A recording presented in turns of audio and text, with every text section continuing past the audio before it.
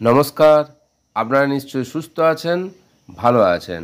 অষ্টম কেন্দ্রীয় বেতন কমিশন কবে চালু হবে, বিলম্বের কারণ কি, চালু হওয়ার পর কারা সুযোগ সুবিধা পাবেন এবং কতটা সুযোগ সুবিধা পাবেন, এই সম্পর্কিত যে আপডেট এসেছে তা আপনাদের সঙ্গে শেয়ার করছি। তো চলুন শুরু করা যাক।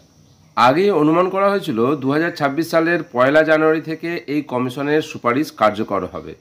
তবে সাম্প্রতিক রিপোর্ট অনুযায়ী বাস্তবায়নে বিলম্ব হওয়ার সম্ভাবনা দেখা দিয়েছে। তবে এক গুরুত্বপূর্ণ প্রশ্ন উঠে আসছে, 2026 সালের 1 জানুয়ারির পর যারা অবসর নেবেন তারা কি বিলম্বিত হলেও এই বেতন কমিশনের সুবিধা পাবেন? অষ্টম কেন্দ্রীয় বেতন কমিশনের পরিস্থিতি এখন কি অবস্থায়? 2025 সালের জানুয়ারিতে কেন্দ্রীয় সরকার অষ্টম বেতন কমিশনের ঘোষণা করলেও এখনও পর্যন্ত কমিশনের চেয়ারম্যান, সদস্য এবং টার্মস অফ রেফারেন্স TOR নির্ধারিত হয়নি। যদিও গত মাসে কেন্দ্রীয় সরকার এক বিজ্ঞপ্তিতে জানিয়েছে যে কমিশনের জন্য প্রায় 35টি পদে নিয়োগ হবে প্রেষণ ভিত্তিতে, অর্থাৎ ডেপুটেশনে।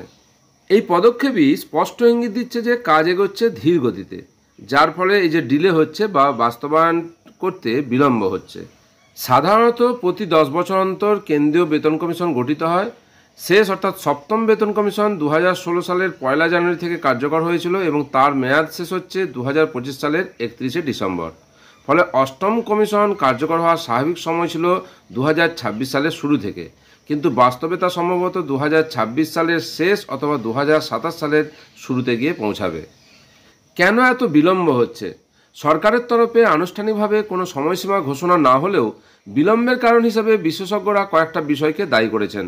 প্রথমত, সরকারের আর্থিক ভারসাম্য রক্ষা করা অন্যতম চ্যালেঞ্জ। দ্বিতীয়ত, আয়ক্রড সূত্র বা আয়ক্রড ফর্মুলা এবং মূল্যস্ফীতির সঙ্গে সংযুক্ত বেতন সংশোধনের মতো বিকল্প ব্যবস্থা আলোচনা পর্যায়ে রয়েছে, যদিও এখনও পর্যন্ত এগুলি পূর্ণাঙ্গ বেতন কমিশনের বিকল্প হয়ে ওঠেনি। 2026 সালের 1 জানুয়ারির পর যদি অবসর নেয় কেউ, তাহলে কি এই সুবিধা পাওয়া যাবে? এই প্রশ্নই বর্তমানে বহু সরকারি কর্মচারী এবং পেনশন প্রার্থীর চিন্তার মূল কারণ। তবে অতীতের অভিজ্ঞতা বলছে, যদি কমিশনের সুপারিশ পরে কার্যকর হয় তবে তা প্রায়শই পূর্ব নির্ধারিত তারিখ থেকে কার্যকর ধরা হয়, এক্ষেত্রে 2026 সালের 1 জানুয়ারি থেকে।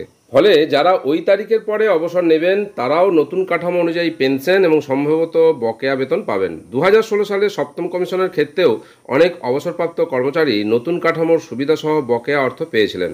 অষ্টম কেন্দ্রীয় বেতন কমিশনের পর কতটা বেতন বৃদ্ধি হতে পারে?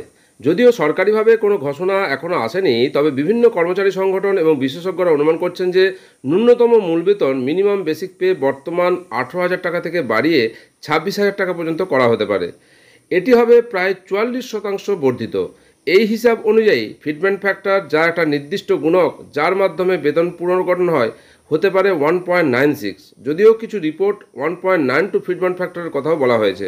এই হার অনুসারে লেভেল 1-এর কেন্দ্রীয় সরকার কর্মচারীরা প্রায় 15,000 টাকার মতো অতিরিক্ত বেতন পেতে পারেন, যা বাস্তবে প্রায় 40% বর্ধিত গ্রস বেতন। এই বৃদ্ধির ফলে কেন্দ্রীয় কর্মচারীদের জীবনযাত্রার মান বৃদ্ধি পাওয়া যেমন সম্ভব, তেমনি দেশজ অর্থনীতিতেও একটা ইতিবাচক প্রভাব পড়তে পারে। যদিও অষ্টম বেতন কমিশনের বাস্তবায়নে বিলম্ব নিশ্চিত মনে করা হচ্ছে, তবে পূর্ব নির্ধারিত তারিখ থেকে সুপারিশ কার্যকর হওয়ার সম্ভাবনার কারণে 2026 সালের 1 জানুয়ারির পর অবসরপ্রাপ্তদের আশাহত হওয়ার কারণ নেই। কমিশনের কাঠামো, সদস্য মনোনয়ন এবং টার্মস অফ রেফারেন্স দ্রুত চূড়ান্ত হলে প্রক্রিয়া গতি পাবে বলে আশা করা যায়। এখনই চূড়ান্ত কিছু বলার সময় আসেনি। কেন্দ্রীয় কর্মচারীদের উচিত হবে সরকারি আপডেটের দিকে নজর রাখা এবং কর্মচারী সংগঠনগুলির পরামর্শ অনুযায়ী নিজেদের ভবিষ্যৎ পরিকল্পনা সাজানো। সঠিক পরিকল্পনার মাধ্যমে এই পরিবর্তনকে নিজেদের পক্ষে কাজে লাগানো সম্ভব হবে। অষ্টম কেন্দ্রীয় বেতন কমিশন কবে চালু হবে, বিলম্বের কারণ কি? 2026-এর 1 জানুয়ারির পর অবসর কেউ নিলে তারা এই সুবিধা পাবে কিনা তার সম্ভাব্য তথ্য আপনাদের সামনে তুলে ধরলাম। আশা করি উপকারে আসবে। আপনারা সকলে সুস্থ থাকুন, ভালো থাকুন।